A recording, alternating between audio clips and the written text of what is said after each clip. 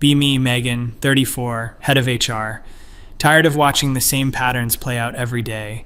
Men interrupting women in meetings, talking over us, using that commanding tone that makes everyone just automatically defer to them. It's systemic, and I'm going to fix it. Spend weeks drafting new communication guidelines. Call them professional communication standards. Specifically target what I define as aggressive male communication patterns.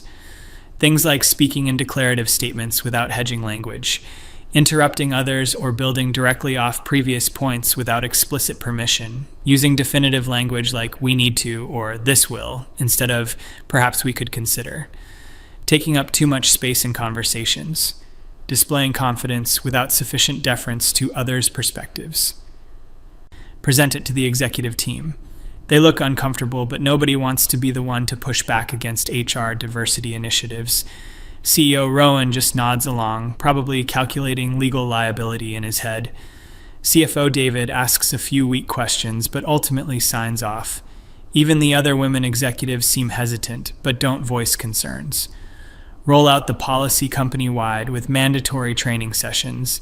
Explain how these communication patterns create hostile work environments, how they perpetuate systems of dominance that marginalize other voices, require all staff to use collaborative language and inclusive discourse patterns, set up reporting system for violations, feel so proud watching everyone take notes. Finally, a workplace where everyone's voice will be heard equally, where people can't just steamroll conversations with that typical aggressive energy. First week goes smoothly. People seem to be adjusting, speaking more carefully, fewer interruptions in meetings. I catch a few violations and send gentle reminder emails. This is working perfectly. Then things start getting weird. Tuesday morning, big client presentation. Our lead developer, Jake, stands up to begin. If it's okay with everyone, and I hope I'm not overstepping, but I was wondering if perhaps I might be permitted to possibly share what could potentially be considered our proposed technical solution, assuming that's appropriate and nobody objects. Client looks confused. Presentation takes 3 times longer than planned because every statement needs qualification and permission seeking.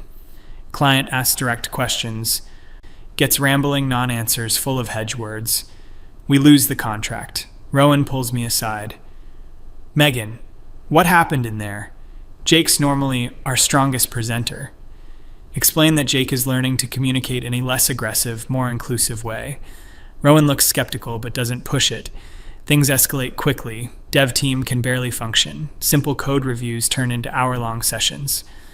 I'm sorry, and please forgive me if this comes across as presumptuous, but I was wondering if you might consider the possibility that this function could potentially benefit from optimization, though I certainly defer to your expertise and don't mean to suggest I know better. Nobody can give direct feedback anymore. Bugs start slipping through because no one will clearly identify problems. Accounting department falls behind on invoicing. Sarah from Accounts Payable spends 10 minutes asking permission before explaining basic billing issues. I hope it's appropriate for me to mention, and please stop me if I'm out of line, but there might possibly be some kind of issue with the Johnson invoice, though I could be completely wrong. Even simple email chains become nightmares. Every message hedged and qualified to death. Nobody can make clear decisions or give direct instructions. Productivity plummets. The women employees are following the rules too. Lisa from marketing can't even present campaign ideas without endless qualifiers. Jennifer from sales loses deals because she can't speak confidently about our services. They're interpreting aggressive communication patterns broadly and neutering their own effectiveness. I start getting complaints, but not the kind I expected. People aren't complaining about the policy itself. They're asking for clarification on the rules, requesting more detailed guidelines on acceptable language, wanting to ensure they're in full compliance. Rowan schedules emergency meeting with executive team, conference room full of hedge words and endless qualification. Perhaps we might consider the possibility that there could be some challenges with current operational efficiency, though I certainly don't want to suggest anyone is at fault. Nobody can have a real conversation. Meeting runs 3 hours and accomplishes nothing. Clients start noticing. Our biggest account asks why everyone sounds so uncertain and indirect. Competitor swoops in with confident presentation and steals the business. Revenue drops 30% in 6 weeks. Still getting reports of violations. Thomas from IT gets written up for saying the server is down instead of, I believe there might possibly be an issue with the server, though I could be mistaken. Rebecca from legal gets reported for using the phrase, we must comply with regulations, instead of requesting permission to share her legal opinion. The malicious compliance is perfect. Everyone's following the rules exactly as written. They're being scrupulously careful to avoid any language I defined as aggressive, requesting permission before speaking, hedging every statement, deferring constantly to others, never making definitive claims. But somehow this is backfiring. The office is chaos. Nothing gets done. People seem almost robotically compliant. There's this weird energy, like everyone's performing compliance rather than embracing it. Rowan calls me in for serious conversation. Megan, we need to talk about these communication guidelines. Productivity is down across all departments. We're losing clients. The team can barely function. Explain that this is just an adjustment period. Change is always difficult. We're dismantling harmful patterns that have existed for decades, short-term disruption for long-term equity. But people can't even answer direct questions anymore. Yesterday, I asked David for the quarterly numbers, and he spent 5 minutes asking permission to potentially share information that might be considered financial data. Tell Rowan that David is learning not to assume authority. He's being more collaborative and inclusive in his communication. This is exactly what we wanted. Rowan looks exhausted. No, Megan, this isn't what we wanted. We wanted better communication, not paralyzed communication. People are afraid to speak up in meetings. Decisions aren't getting made. We're hemorrhaging money. Suggests that maybe Rowan is uncomfortable with losing his traditional communication privileges. Maybe he's feeling threatened by more equitable discourse patterns. Rowan gets that look, the one men get when they're trying not to say something. Megan, I'm going to be very clear with you. These guidelines are causing serious operational problems. We need to revise them immediately. Notice he said, I'm going to be very clear. Classic aggressive male communication pattern. Write him up for violation of policy. Explain that his definitive language creates hierarchical power dynamics. He just stares at me. You're writing me up for telling you there's a problem with your policy. Explain that the way he's communicating is exactly what the policy addresses. He should have said something like, perhaps we might consider reviewing the guidelines if possible. Rowan suspends the policy pending review. Claim he doesn't have authority to unilaterally suspend HR diversity initiatives. Threaten legal action for creating hostile work environment. He backs down temporarily, but damage is spreading. Word gets out to other departments about the suspension attempt. People start speaking even more carefully. They're terrified of being accused of aggressive communication. Even asking for bathroom breaks becomes elaborate permission-seeking ritual. Client presentation disaster strikes again. Potential merger discussion with major partner. Our entire executive team speaks like they're apologizing for existing. We might potentially have some ideas that could possibly be worth considering, though we certainly don't want to presume to offer solutions. Partner executives look bewildered. They start asking direct questions about our leadership capability. Merger talks collapse. Board of directors gets involved. Emergency meeting called.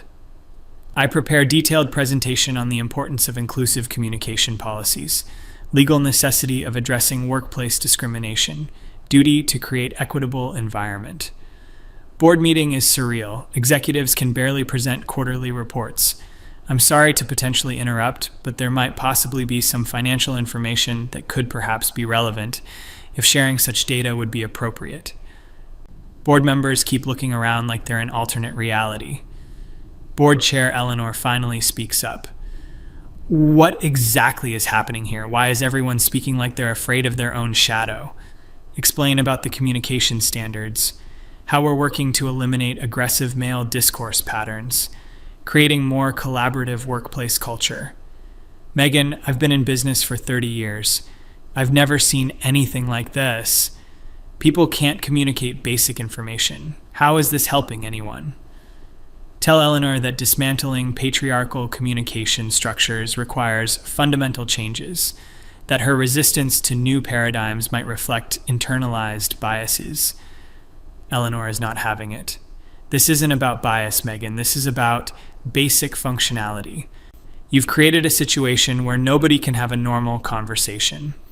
Explain that normal conversation often means privileging certain voices over others. We're expanding definitions of professional discourse. Board votes to suspend policy immediately. I object strenuously. Threaten discrimination lawsuit. Point out legal liability of suppressing diversity initiatives. They seem nervous, but hold firm. Walking back to office, everyone's still following the rules. They heard about board meeting, but are being extra careful about compliance.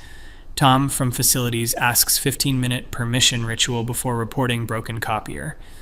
Jennifer from sales submits written requests to potentially discuss client concerns. Check email, dozens of messages, all following policy guidelines. I hope this message finds you well, and I sincerely apologize for potentially intruding on your time, but there might possibly be a situation that could perhaps benefit from your expertise, though I certainly don't presume to know the appropriate protocol. Every single employee is robotically following the communication guidelines, but somehow it's all wrong. They're weaponizing compliance, turning my carefully crafted policy into some kind of performance art. Rowan sends company-wide email suspending the policy. Employees respond with perfectly compliant messages.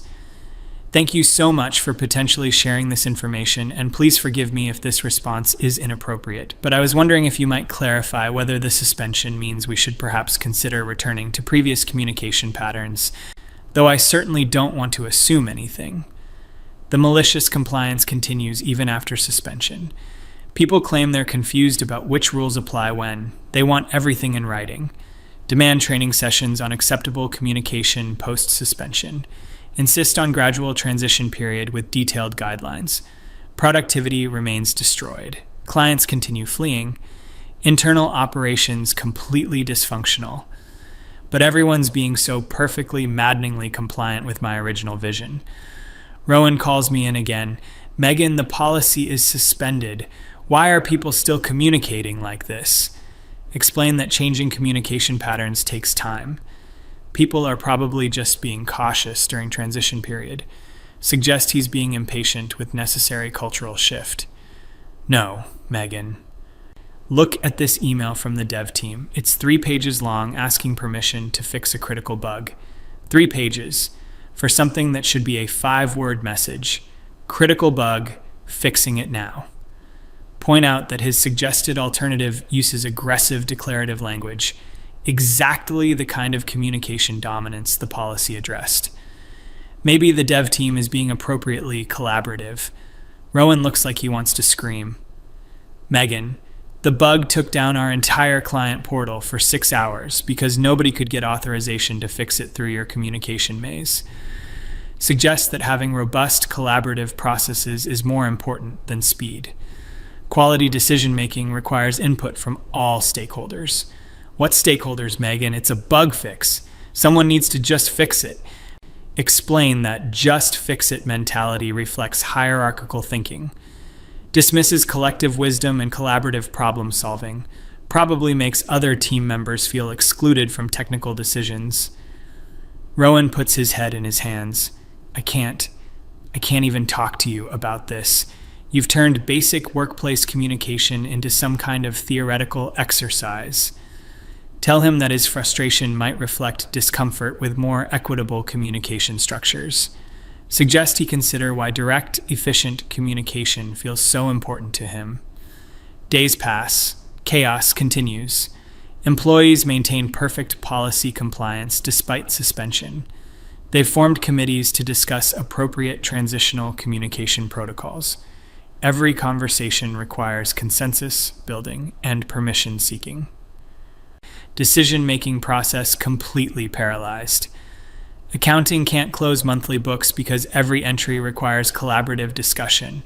Legal can't respond to urgent matters without stakeholder consultation. Sales team loses major client because proposal took 6 weeks to write collaboratively. I maintain that this proves how deeply embedded aggressive communication patterns were. The difficulty of transition shows how necessary the policy was. Temporary disruption is normal when challenging systemic inequities. Eleanor from board calls me directly. Megan, I need you to listen very carefully. The company is in crisis. We're losing money, clients, and credibility. This communication policy has to stop. Explain that rolling back progress on equity initiatives would send terrible message, could expose company to discrimination claims. Demonstrate lack of commitment to inclusive workplace. Megan, there's nothing inclusive about a workplace where nobody can communicate. You've created the opposite of what you claim to want. Tell Eleanor that her definition of communication might be too narrow. We're expanding possibilities for discourse beyond traditional power structures.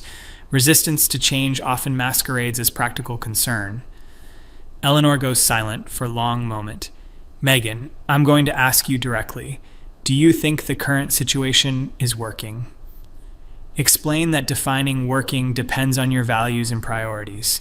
If you value speed and efficiency over inclusion and equity, then maybe it's not working.